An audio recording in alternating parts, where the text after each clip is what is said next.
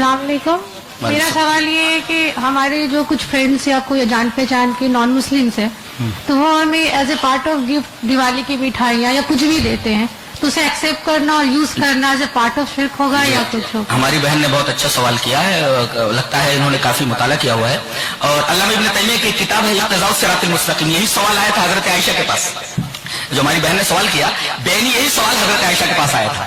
اللہ اکبر. علامہ ابن تیمیہ علیہ رحمہ نے وہ واقعہ نقل کیا ہے کہ کچھ مجوسی عورتیں، مجوسیوں کے ہاں ایران میں ایک تہوار ہوتا ہے نوروز اور مہرجان کا، یہ دو تہوار ہوتے ہیں ان کے مجوسیوں کے جو آگ کی پوجا کرتے ہیں.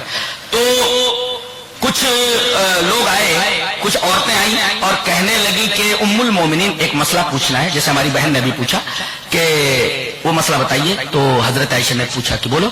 تو ان صحابیات نے یہ کہا کہ ہمارے گھروں میں کچھ نوکرانیاں ہیں. کون سی؟ مجوسی ہیں، وہ آتش پرست ہیں وہ، اور اپنے دین پر قائم ہے وہ. تو ان کا جب تہوار آتا ہے نوروز کا یا مہرجان کا تو وہ لوگ ہمیں تحفے میں کچھ لا کر کے دیتی ہیں. تو چونکہ وہ غیر مسلم ہیں، مجوسی آتش پرست ہیں، لیکن ہمارے یہاں کام کرتی ہیں، اپنے تہوار کے موقع پر وہ لا کر کے ہمیں کچھ تحفہ دیتی ہیں. تو ان کا تحفہ قبول کرنا کیسا ہے؟ یہ بہت ہی عالمانہ سوال ہے جو بچی نے کیا.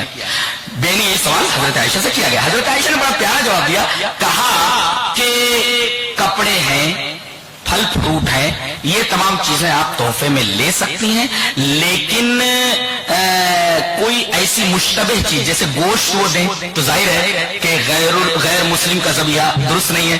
تو جس پہ شک ہو، جیسے کوئی ایسی چیز لا رہی ہے کہ ایسا پرچہ کر کے پرشاد ہے یا اسی طریقے سے اس پر کسی غیر اللہ کا نام لیا گیا ہے، تو احتیاط برتا جائے. اگر یہ پتا چلے کہ غیر اللہ کا نام اس پر لیا گیا ہے یا ایسا ذبیحہ ہے، گوشت ہے جو غیر مسلم کی طرف سے، تو اس کو استعمال نہ کیا جائے. بقیہ پھل ہے اور اس طریقے سے کپڑے ہیں اور مٹھائیاں وغیرہ ہیں، اگر وہ دیتے ہیں اپنے تہوار کے اوپر تو لے لینا چاہیے، کوئی حرج نہیں ہے. حضرت عائشہ نے یہ جواب دیا تھا کہ ہم سمجھتے ہیں کہ دنیا کا سب سے بڑا گناہ شرک ہے جی. تو اس کے طفیل میں جو شرک کرتے ہیں، جو تہوار بناتے ہیں، تو اس کے طفیل میں وہ ہمیں تحفہ بھیجتے ہیں، تو ہم کو یہ سمجھ میں نہیں آ ہاں تو وہ اپنے تہوار میں جو بھیجتے تو اس کو ہم ایکسیپٹ کیسے کریں؟ کیونکہ ہم ساتھ میں ان کو تبلیغ کرتے ایک اللہ کی اور اللہ ہی کی عبادت کی.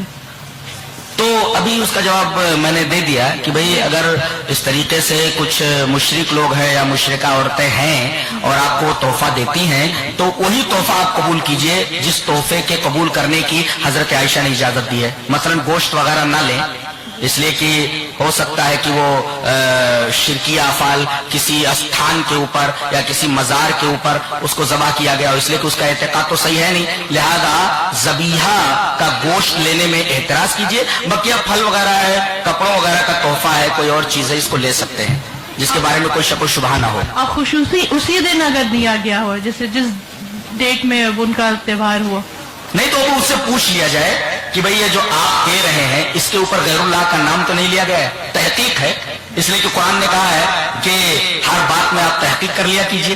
لہذا کوئی بھی بات آپ کے پاس آئے تو آپ ان سے پوچھ لیجئے اس پر غیر اللہ کا نام تو نہیں لیا گیا ہے. اگر غیر اللہ کا نام نہیں لیا گیا ہے تو ٹھیک ہے، آپ استعمال کر سکتے ہیں، اور اگر غیر اللہ کا نام لیا گیا اس کے اوپر پوچھنے کے بعد وہ کہتا ہے کہ بھئی ہاں ایسا ہے تو آپ مت قبول کیجئے کوئی بھی چیز. جزاک اللہ. برائے کرم